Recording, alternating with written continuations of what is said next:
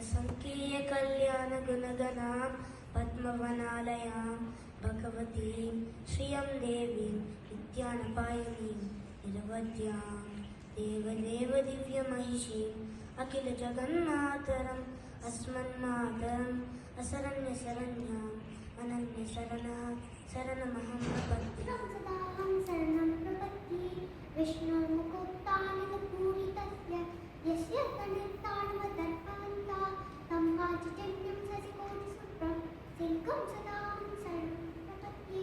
हिरण्मयीं मे समानसारा कौमोदिकीं दीप्तिकुलैकमन्त्रीं वैकुण्ठवामाङ्गकराभिनिष्टां तदां सदाहं शरणं प्रपद्ये।